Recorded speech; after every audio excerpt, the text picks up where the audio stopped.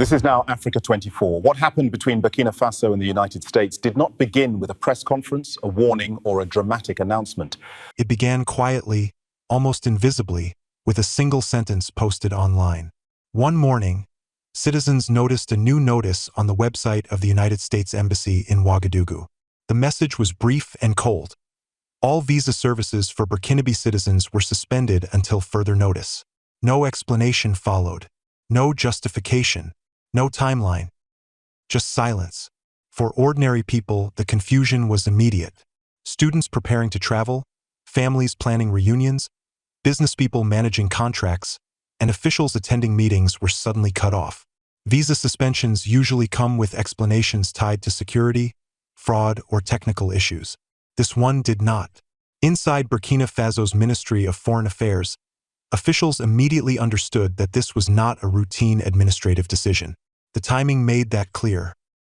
The suspension came just 2 days after Burkina Faso had refused a U.S. request to accept a small group of deportees whose identities could not be verified. What looked like a bureaucratic measure was, in reality, the opening move in a much larger confrontation. The deportation request itself had seemed ordinary at first. The United States sent Burkina Faso a list of individuals it claimed were Burkinabe nationals and asked that they be accepted back into the country. Burkina Faso did not reject the request outright. Instead, it followed established procedure. Officials checked national registries, birth records, travel documents, and identification databases. What they found raised serious concerns. Names did not match existing records. Birthplaces were inconsistent. Some individuals had conflicting dates of birth across documents. Others had no trace in Burkina Faso's civil system at all. A few had never legally held Burkinabe nationality. Faced with these inconsistencies, the government reached a simple conclusion. Without proof of citizenship, these individuals could not be accepted. The response was calm, factual, and grounded in law. Burkina Faso requested proper verification. That decision, while legally sound, carried political weight. Many countries quietly accept deportees without deep scrutiny to avoid tension with Washington. Burkina Faso chose accuracy over convenience. That choice changed everything. The U.S. reaction was swift and unusually severe. A full visa suspension for an entire country is typically reserved for cases involving large-scale noncompliance or security breakdowns. Here, fewer than a dozen individuals were involved. And yet the response was sweeping. Inside government circles in Ouagadougou, officials began to sense that the deportee issue was not the true source of Washington's frustration. Diplomatic communications that followed avoided discussing identity discrepancies. Instead, they emphasized cooperation, alignment, and procedural expectations. These phrases carry specific meaning in international diplomacy. They are often used when a powerful state seeks access, compliance, or influence beyond the immediate issue. The language raised alarms. Then came confirmation. A confidential policy memo, later leaked through a regional diplomatic channel, revealed what was really at stake. Burkina Faso was mentioned not primarily in relation to deportations, but in relation to data access. The document referred to countries with closed registries and restricted information-sharing environments. It stated that visa pressure was an effective tool for engaging states that prioritize sovereignty over transparency. For Burkina Faso, the picture suddenly became clear. In 2023, the country had tightened control over several sensitive systems. These included migration databases, border movement logs, and digital registries tied to mineral exports. These systems had previously been more accessible through international cooperation frameworks. Recent reforms reduced external visibility and strengthened internal oversight.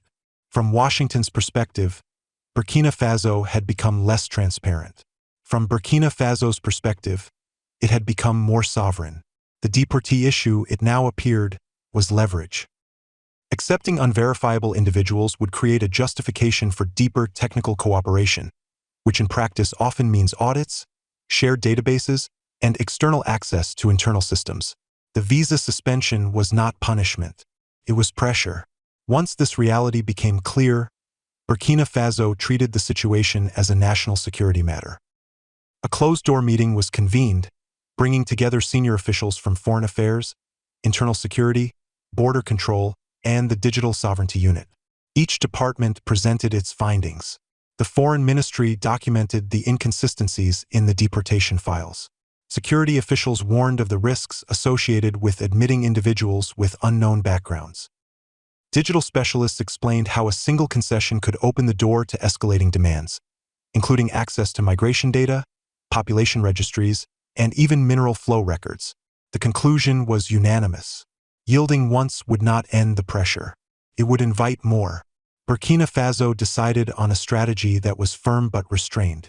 There would be no emotional rhetoric, no public escalation, and no hostile messaging. The country would maintain its position. Deportees would be accepted only with verified identity, and no cooperation would be conducted under coercion. This approach denied Washington the narrative of defiance while preserving Burkina Faso's legal and moral ground. As Burkina Faso held its position, the tone from Washington hardened. Diplomatic notes began using phrases like non-cooperative and unresponsive. These are not casual words.